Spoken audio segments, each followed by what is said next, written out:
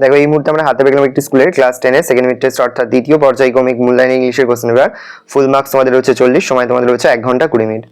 দেখো প্রথমে নাম লিখবে, রোল নম্বর আর সেকশন লিখবে। একের দাগে দেখো একটা সিনিয়র প্যাসেজ রয়েছে, এখান থেকে কিন্তু প্রশ্ন করা হয়েছে।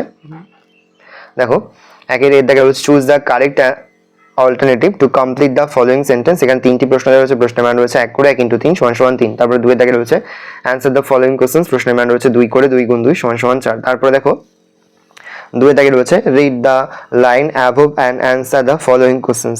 দেখো 2 এর 1 এর দাগে রয়েছে write T for true and A for false statements providing a supporting statement, প্রশ্নের মান 2 করে 2 × 2 = 4। ভালো করে দেখে নাও। তারপরে 3 এর দাগে একটা আনসিনের প্যাসেজ রয়েছে, খুব ভালো করে তোমরা কিন্তু আনসিনের প্যাসেজটা পড়ে নেবে, তারপরে কিন্তু প্রশ্ন উত্তরগুলো শুরু করবে।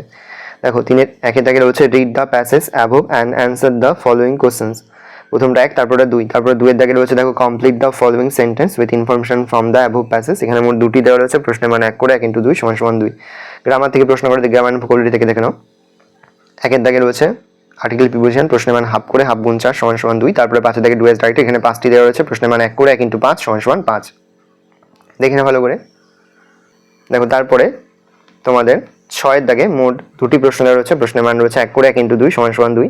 তারপর রাইটিং স্কিলের মধ্যে রয়েছে write a paragraph on science in the daily life, প্রশ্নের মান রয়েছে 7। ভালো করে দেখে নাও। এই রয়েছে টোটাল তোমাদের সেকেন্ড মিড টেস্ট অর্থাৎ দ্বিতীয় পর্যায়ক্রমিক মূল্যায়নের ক্লাস 10 এর ইংলিশের প্রশ্নপত্র। ভালো করে প্রশ্নপত্রটা দেখে নাও।